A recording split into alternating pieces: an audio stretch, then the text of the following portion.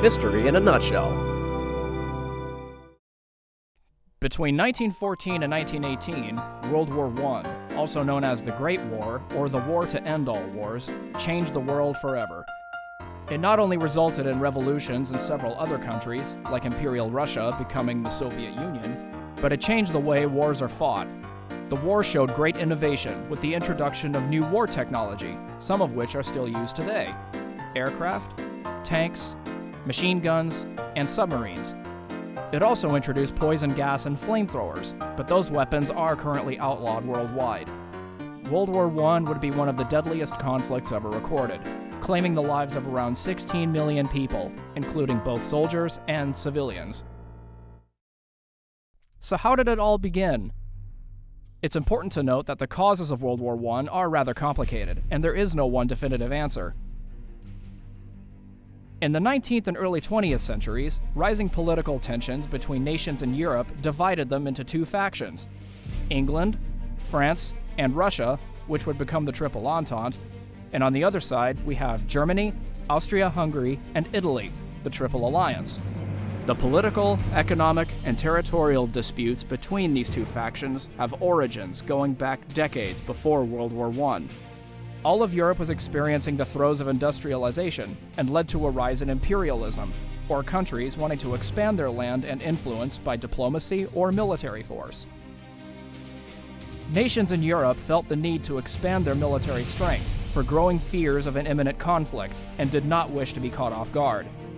For example, Germany engaged in an arms race against Great Britain to see who could build the larger naval fleet. Think of it like proverbial fist-shaking between nations in the Entente and the Alliance, which started long before the war broke out.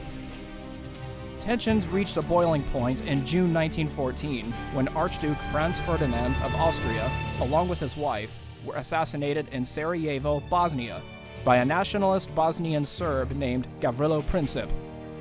The Archduke's father, Austrian Emperor Franz Joseph, saw the death of his son and heir as an act of aggression, which directly challenged Austrian authority.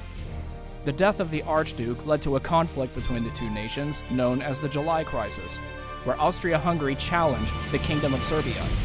Basically, Emperor Joseph gave Serbia an ultimatum: toe the line or we'll declare war. The failed negotiations during the July Crisis escalated into World War when other countries became involved due to previously established alliances. Thus, World War I began.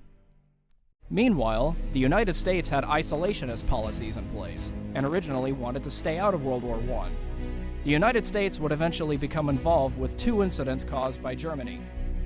The first was the sinking of the Cunard ocean liner Lusitania. The Germans had declared the waters around Great Britain to be a war zone, and the Lusitania was thought to be carrying arms and ammunition for the Triple Entente. While this turned out to be true, there were also American civilians on board, and when the ship got torpedoed by a German U-boat, or submarine, the United States saw it as an act of aggression. President Woodrow Wilson demanded that the Germans stop its unrestricted submarine warfare, but Germany refused to negotiate. The other incident was the Zimmermann Telegram, where Germany attempted to get Mexico to join their cause against the United States, and in return would get back territories lost during the Mexican-American War.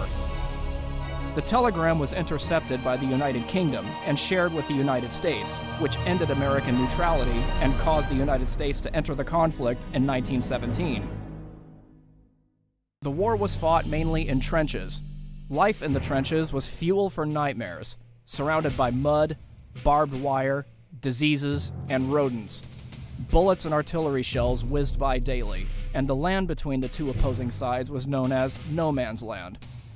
Gaining more ground or reaching an objective meant running through a storm of bullets, shells, and sometimes toxic gases such as mustard gas. This is the first war to have seen the use of gas masks, since both sides used toxic gases on each other. Introduction of tanks and aircraft made horseback cavalry obsolete. While mechanized warfare was first introduced in World War I, the designs were primitive compared to today's counterparts. The fighting went on for 4 brutal, bloody years.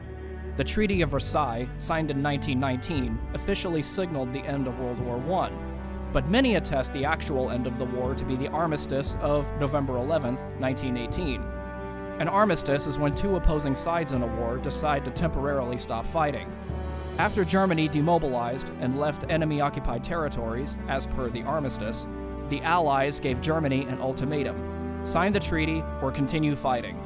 Since nobody was really interested in continuing the conflict any longer, Germany signed the Versailles Treaty. The treaty placed harsh restrictions on Germany, the most notorious of which was the War Guilt Clause, which assigned all the blame and financial burden for the war on Germany. The treaty crippled the economy of Germany's Weimar Republic, which never fully recovered after World War I. The treaty was very unpopular with the German people. Due to the unfair restrictions in place, the treaty is believed to be one of the main reasons for the rise of Nazi Germany and Adolf Hitler in the following years leading up to World War II.